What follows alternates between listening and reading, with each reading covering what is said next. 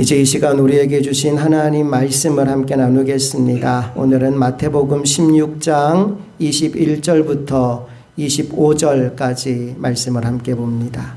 마태복음 16장 21절부터 25절까지 말씀을 교독해서 보겠습니다. 이때로부터 예수 그리스도께서 자기가 예루살렘에 올라가 장로들과 대제사장들과 서기관들에게 많은 고난을 받고 죽임을 당하고 제3일에 살아나야 할 것을 제자들에게 비로소 나타내시니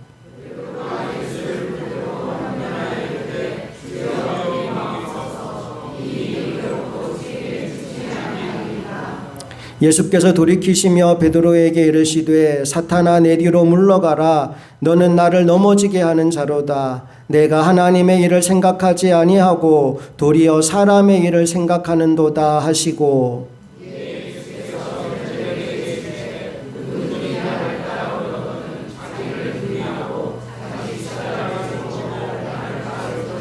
함께 읽습니다. 누구든지 제 목숨을 구원하고자 하면 잃을 것이요 누구든지 나를 위하여 제 목숨을 잃으면 찾으리라. 아멘.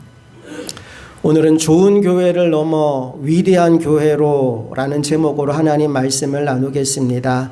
옆 사람과 이렇게 인사할까요? 우리 함께 위대한 교회 만들어 봅시다. 인사하겠습니다. 아멘. 짐 콜린스라는 작가가 쓴 책 중에 좋은 기업을 넘어 위대한 기업으로 라는 제목의 책이 있습니다. 그 원서 제목은 Good to Great, 굿을 넘어서 Grace로 라는 제목입니다. 좋음에 머무르지 말고 위대함을 향해 나아가라는 의미의 책이지요. 이 책 1장의 제목이 뭐냐 하면 좋은 것은 위대한 것의 적이다 라는 제목입니다. 우리가 지난주에 좋은 교회란 무엇인가 라는 이야기를 나누었는데 그 좋은 것은 위대한 것의 적이다 라고 책이 시작됩니다. 여러분 왜 좋은 것이 위대한 것의 적이 될까요? 책에 보니까 이런 내용이 나옵니다. 우리가 위대해지지 못하는 이유 중 하나는 좋은 상태에 만족하기 때문이다. 그러니까 우리가 좋은 것에 만족하고 안주하는 순간 위대함을 향해 나아가는 걸음을 멈추기 때문에 좋은 것은 위대한 것의 적이 된다라는 겁니다. 성경에도 보면 이런 비슷한 내용이 나옵니다. 마태복음 17장에 변화산 사건이 기록되어 있어요.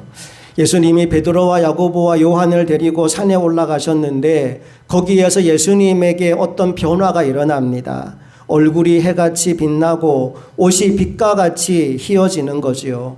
그리고 구약의 위대한 선지자 모세와 엘리야가 등장하여 예수님과 대화를 나누는 겁니다. 세 제자가 이 황홀한 광경을 지켜보고 있었는데 그때 베드로가 예수님에게 이런 말을 합니다. 주여 우리가 여기 있는 것이 좋사오니 제가 여기에 초막셋을 짓겠습니다 라고요. 하지만 예수님은 거기 머물러 있기를 원하지 않으셨어요. 그리고 제자들을 데리고 산 아래로 내려오셔서 수많은 이적을 행하시며 하나님의 능력을 나타내 보이십니다. 오늘 우리가 좋음에 머무르지 말고 위대함을 향해 나아가게 될 수 있기를 간절히 소망합니다. 특별히 오늘은 우리 교회 창립 29주년 기념주일입니다. 하나님은 우리 흥업교회가 29년 될 때까지 지키시고 보호하시고 인도해 주셨습니다. 그 은혜에 감사하며 지난주와 이번 주 2주에 걸쳐서 마태복음 16장의 말씀을 중심으로 교회에 관한 이야기를 나누고 있습니다. 지난주의 주제는 좋은 교회란 무엇인가? 어떤 교회가 좋은 교회인가? 라는 주제였어요. 그리고 그 결론은 주님이 주인 되시는 교회가 좋은 교회다 였지요. 18절에서 주님이 이렇게 말씀하셨거든요. 내가 이 반석 위에 누구 교회? 내 교회를 세우리니. 예수님이 이 교회는 내 교회라고 말씀하셨습니다. 교회의 주인이 예수님이라는 거예요.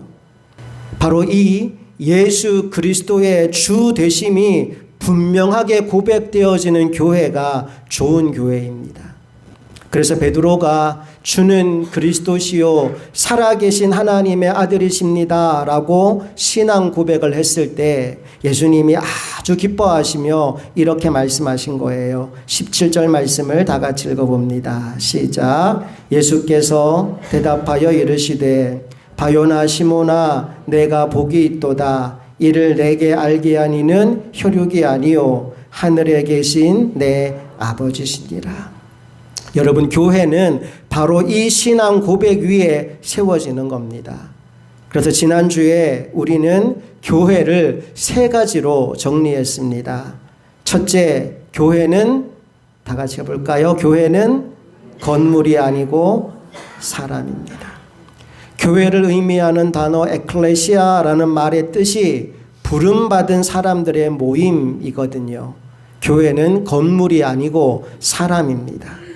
둘째, 다 같이 읽어봅니다. 교회는 예수 그리스도를 주로 고백하는 사람들의 모임입니다. 사람이 교회의 주인이 아니고 예수님이 교회의 주인입니다. 여러분, 그러면 예수님이 주인이시라면 여러분은 이 교회의 손님인가요? 아니라 그랬죠. 우리는 에베소서 말씀에 의하면 그 몸을 구성하는 지체들입니다. 그래서 셋째, 다 같이 읽어봅니다. 시작. 교회는 한 몸 공동체입니다. 우리가 다 다르지만 한 성령으로 세례를 받아서 한 몸이 되었습니다. 이제 한 몸 이룬 우리가 함께 좋은 교회, 아름다운 교회를 만들어 가야 하는데, 그러기 위해서 저는 좋은 목사가 되어야 하고 여러분은 좋은 성도들이 되어야 한다라는 말씀을 지난주에 나누었어요. 오늘은 거기에서 한 걸음 더 나아가려고 합니다. 이제 창립 29주년을 맞은 우리 흥업교회가 단순히 좋은 교회가 아니라 위대한 교회로 도약하려면 어떻게 해야 될까? 오늘 본문을 통해서 그 답을 함께 찾아보려고 합니다. 우리 21절 말씀을 다 같이 읽어볼게요. 시작. 이때로부터 예수 그리스도께서 자기가 예루살렘에 올라가 장로들과 대제사장들과 서기관들에게 많은 고난을 받고 죽임을 당하고 제3일에 살아나야 할 것을 제자들에게 비로소 나타내시니. 예수님이 지금까지는 십자가 고난에 대하여 제자들에게 한 번도 말씀하신 적이 없으셨습니다. 그런데 베드로의 신앙 고백을 들으시고 이제 때가 되었다 판단하신 예수님이 예루살렘에 올라가서 고난받으실 것과 죽임당하실 것과 또 3일 후에 부활하실 것에 관하여 선포하기 시작합니다. 그런데 이 말씀을 듣다가 베드로가 몹시 당황하게 됩니다. 왜냐하면 나의 생각과 예수님의 생각이 너무나 달랐기 때문이지요. 주는 그리스도시요 살아계신 하나님의 아들이십니다 라고 선언했을 때 베드로가 그리고 있던 미래의 그림은 이제 예수님이 하나님의 능력으로 이 나라를 지배하고 있는 로마 권력을 몰아내고 위대한 하나님의 왕국을 세우는 것이 베드로의 그림이었는데 그분이 고난을 받으신대요. 또 죽음을 맞이하신대요. 베드로 입장에서 이걸 도저히 납득하기가 어려웠어요. 그래서 예수님을 만류합니다. 22절 읽어볼게요. 베드로가 예수를 붙들고 항변하여 이르되 주여 그리 마옵소서 이 일이 결코 죽게 미치지 아니하리이다. 베드로가 예수님을 붙들었대요. 그리고 항변했대요. 주여 그러면 안 됩니다. 결코 이 일이 생기면 안 됩니다. 그런데 예수님도 물러나지 않으십니다. 더 강한 어조로 베드로에게 이렇게 말씀하셔요. 23절 다 같이 읽어봅니다. 예수께서 돌이키시며 베드로에게 이르시되 사탄아 내 뒤로 물러가라. 너는 나를 넘어지게 하는 자로다. 내가 하나님의 일을 생각하지 아니하고 도리어 사람의 일을 생각하는도다 하시고. 조금 전까지만 해도 베드로를 막 칭찬했잖아요. 야, 너 어떻게 그런 생각을 했냐? 네가 그런 생각을 한 것은 하나님이 너에게 깨달음을 주셨기 때문이다. 내가 이 고백 위에 나의 교회를 세울 것이다 라고 칭찬했었는데, 그 베드로를 향해서 사탄아 내 뒤로 물러가라 호통을 치고 계신 겁니다. 여러분, 이게 며칠이 지나서 된 일이 아니고 몇 시간 지나서 된 일이 아니고 불과 몇 분 사이에 뒤집어져 버린 내용이에요. 그렇다면 오늘 우리들도 그렇게 될 수 있다라는 사실을 여러분 기억해야 됩니다. 하나님의 일을 생각하지 않고 사람의 일을 생각하면 우리들도 나도 모르게 사탄의 종 노릇을 할 수 있다라는 거예요. 로마서 8장 5절 6절에 이런 말씀이 나옵니다. 다 같이 읽어볼게요.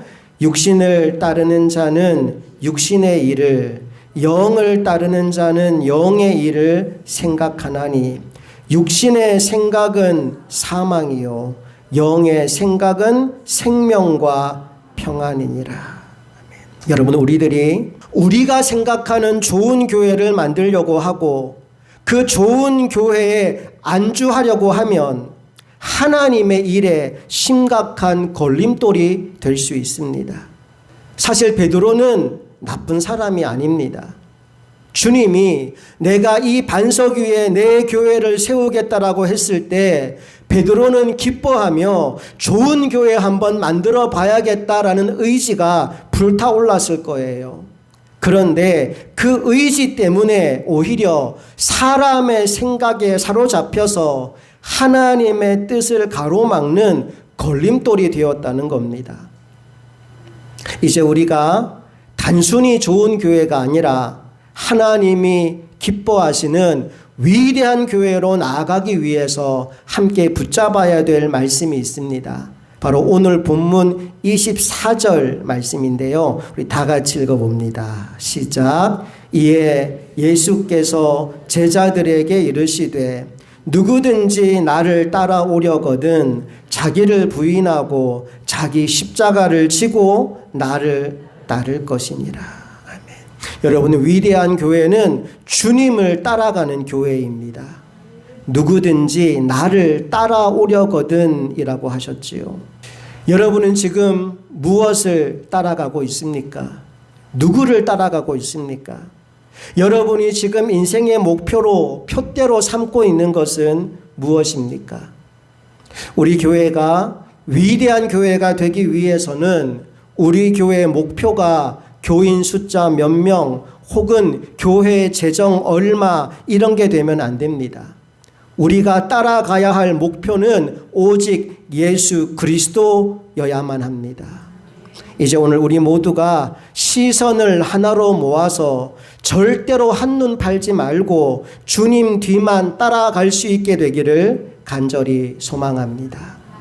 자, 그런데 이어지는 말씀을 보니까 우리가 주님을 따라가기 위해서 반드시 해야 될 일 두 가지가 있다라고 말씀합니다.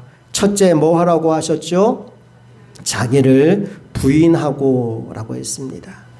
아까 소개해드린 책 좋은 기업을 넘어 위대한 기업으로 라는 책에 보면 위대한 기업이 갖는 7가지 조건이 나옵니다. 그중 첫 번째 조건이 단계 5의 리더십이라고 되어 있어요. 여기 단계 5가 뭐냐 하면 일종의 레벨을 의미하는 건데 게임에도 쉬운 단계와 어려운 단계가 있잖아요. 그러니까 최고 단계의 리더십을 레벨 5, 단계 5의 리더십이라고 이야기합니다. 그 중에 레벨 4가 뭐냐 하면 카리스마형 리더십입니다. 그 특징이 이렇게 적혀 있어요. 저항할 수 없는 분명한 비전에 대한 책임의식을 촉구하고 그것을 정력적으로 추구하게 하며 보다 높은 성취를 이루도록 자극하는 지도자. 쉽게 말하면 확실한 비전과 추진력으로 일을 이루어가는 리더가 레벨 4입니다. 그럼 레벨 5는 뭐냐? 개인의 겸양과 직업적 의지를 역설적으로 융합하여 지속적인 큰 성과를 일구어내는 지도자라고 되어 있어요.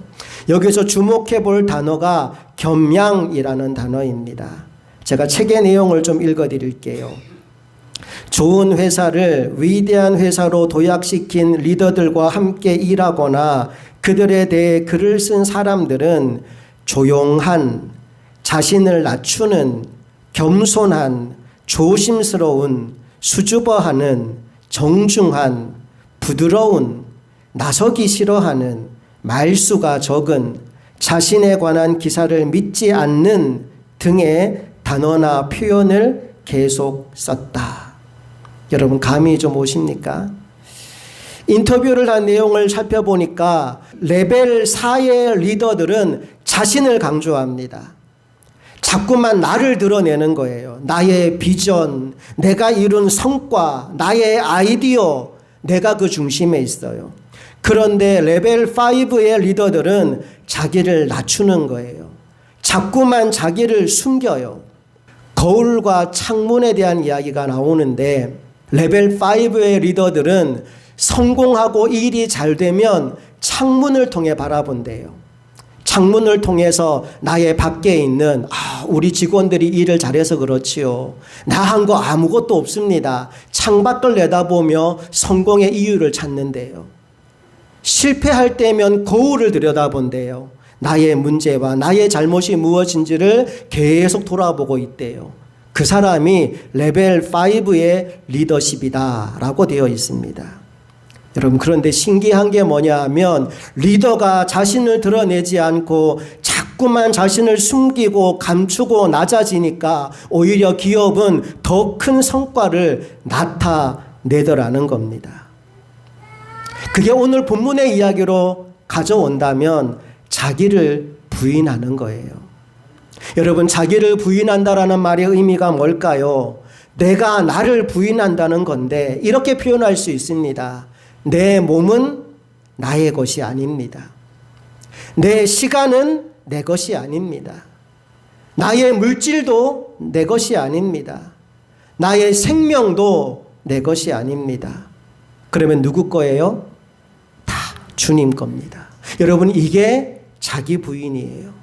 그걸 갈라디아서 2장 20절은 이렇게 표현한 거예요. 내가 그리스도와 함께 십자가에 못 박혔나니 그런즉 이제는 내가 사는 것이 아니요 오직 내 안에 그리스도께서 사시는 것이라. 이게 자기 부인입니다. 그러므로 우리가 주님을 따르기 위해서 가장 먼저 필요한 일이 나를 십자가에 못 박는 거구나. 자기를 부인하는 것이 가장 먼저 시작되어야 하는구나 라는 사실을 함께 기억할 수 있기를 원합니다. 우리가 낯선 길을 갈 때 내비게이션을 따라갑니다. 때로 내비게이션이 좀 이상한 길로 나를 데려갈 때도 있지만 나는 잘 모르는 낯선 길이기 때문에 고개를 갸우뚱거리면서도 따라가게 됩니다. 하지만 우리가 잘 아는 익숙한 길을 갈 때는 달라요. 내비게이션이 직진을 하라고 하는데 나는 우회전으로 가면 더 빠른 것을 압니다. 그럼 직진합니까? 우회전합니까? 우회전하게 되지요. 여러분 자기 부인이 뭘까요? 내가 잘 알고 있는 익숙한 길이라 할지라도 주님이 직진하라고 하시면 나의 경험과 나의 생각과 나의 판단을 내려놓고 직진하는 거예요. 그게 자기 부인입니다. 그때 우리는 밤새도록 고기 한 마리 잡지 못했던 베드로가 말씀에 의지하여 그물을 내려서 그물이 찢어질 정도로 많은 고기를 잡은 것과 같은 기적을 경험하게 되는 거예요. 이제 위대한 교회를 만들기 위해서 먼저 자기를 부인할 줄 아는 저와 여러분 모두가 될 수 있기를 간절히 바랍니다. 둘째 뭐 하라고 나와 있나요? 자기 십자가를 지고라고 나와 있어요. 여러분 십자가는 겸손과 복종의 상징입니다. 빌립보서 2장 8절에서 예수님의 십자가 죽음을 이렇게 묘사했습니다. 다 같이 읽어볼게요. 사람의 모양으로 나타나사 자기를 낮추시고 죽기까지 복종하셨으니 곧 십자가에 죽으심이라. 보세요. 예수님이 지신 십자가를 설명하면서 그것은 첫째, 자기를 낮추신 겸손함이며 둘째, 죽음까지 마다하지 않고 따라가신 복종이었다라고 얘기합니다. 겸손과 복종. 그러니까 이미 자기 부인이 이루어진 사람에게는 자기 십자가 지는 일이 쉬울까요? 어려울까요? 쉬워요. 그건 마치 낯선 길을 가는 사람이 내비게이션의 인도를 따라가는 것과 마찬가지 일입니다. 어딘지는 모르지만 내비게이션이 가라고 하는 대로 따라가기만 하면 반드시 목적지에 도달할 거라는 믿음이 있기 때문에 겸손하게 자기를 낮추고 가라는 대로 복종하며 따라가는 겁니다.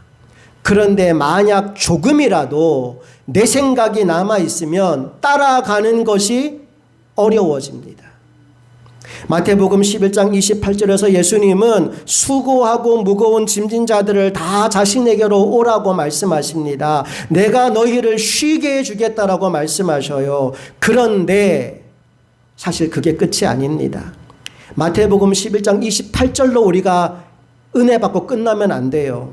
바로 이어지는 29절에 이렇게 기록되어 있어요. 다 같이 읽어봅니다. 시작. 나는 마음이 온유하고 겸손하니 나의 멍에를 메고 내게 배우라. 그리하면 너희 마음이 쉼을 얻으리니.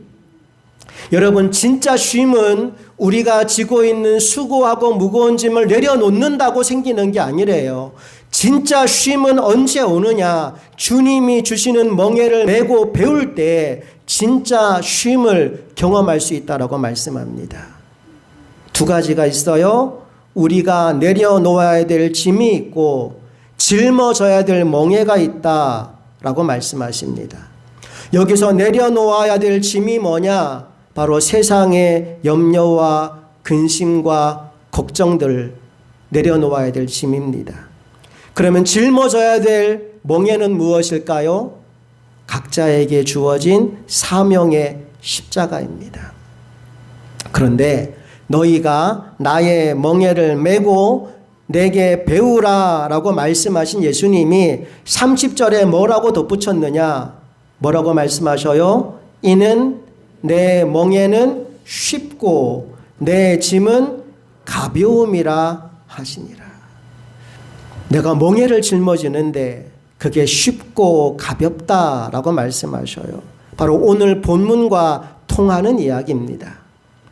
자기 부인이 이미 이루어진 사람은 자기 십자가 지는 일이 굉장히 쉬워집니다. 여러분, 오늘 저와 여러분이 이것을 함께 경험할 수 있기를 원합니다. 나를 드러내고 나를 주장하고 나의 권리와 나의 이익을 추구하는 사람들이 아니라 자기를 부인하고 자기 십자가를 지고 주님을 따라가는 성도들로 가득한 우리 흥업교회가 될 수 있기를 간절히 바랍니다.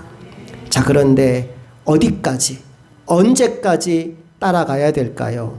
25절에 그 답이 이렇게 나옵니다. 다 같이 시작. 누구든지 제 목숨을 구원하고자 하면 잃을 것이요 누구든지 나를 위하여 제 목숨을 잃으면 찾으리라. 어디까지 따라가야 된다고요? 죽는 데까지. 언제까지 따라가야 된다고요? 끝까지. 내 생명 다할 때까지. 그런데 그렇게 따라가면 주님이 죽도록 내버려 두지 않으신다는 겁니다. 누구든지 나를 위하여 제 목숨을 잃으면 뭐하리라? 찾으리라. 주님이 다시 살려주신다는 거예요. 그때 비로소 우리는 세상이 다 알고 부러워하는 위대한 교회가 되는 겁니다. 주를 위해 죽는 것을 두려워하지 않는 교회. 오히려 주를 위해 죽을 수 있음에 감사하는 교회. 소아시아 7교회 중에 필라델비아 교회는 주님께 칭찬받은 교회예요. 그 교회에 어떤 칭찬을 하셨느냐? 요한계시록 3장 7절 8절 말씀을 다 같이 읽어봅니다. 시작. 필라델비아 교회 사자에게 편지하라. 거룩하고 진실하사 다윗의 열쇠를 가지시니 곧 열면 닫을 사람이 없고 닫으면 열 사람이 없는 그가 이르시되 볼지어다 내가 내 앞에 열린 문을 두었으되 능히 닫을 사람이 없으리라. 내가 내 행위를 아노니 내가 작은 능력을 가지고서도 내 말을 지키며 내 이름을 배반하지 아니하였도다. 필라델비아 교회는 세상이 볼 때 굉장히 작고 연약한 교회였습니다. 작은 능력을 가진 교회였어요. 그런데 하나님이 그 교회의 문을 활짝 열어주셨습니다. 하늘 문이 열린 교회가 되었습니다. 여러분, 그 이유가 무엇입니까? 내가 작은 능력을 가지고서도 내 말을 지키며 내 이름을 배반하지 아니하였도다. 힘들고 어려웠지만 현실에 굴복하지 않고 주님의 말씀에 온전히 순종했던 거예요. 내 생각과 내 뜻대로 나의 이익을 쫓아 살아가는 것이 아니라 주님 말씀을 따라 묵묵히 나아간 겁니다. 오늘 우리 교회가 그런 교회가 될 수 있기를 원합니다. Good to great, 좋은 교회를 넘어서 위대한 교회로. 세상에 좋은 교회는 많습니다. 그러나 하나님이 찾으시는 위대한 교회는 그 수가 많지 않습니다. 자기를 철저히 부인하고 자기 십자가를 지고 죽는 데까지 따라가는 것은 결코 쉬운 일이 아니기 때문입니다. 이제 우리가 함께 그 위대한 일에 도전하게 될 수 있기를, 그래서 마지막 날 하나님 앞에 갔을 때 그래 내가 보고 싶었던 교회가 바로 그 교회였다라고 칭찬받는 교회를 함께 만들어가는 저와 여러분 모두가 될 수 있기를 주님 이름으로 축복합니다. 함께 기도하시겠습니다.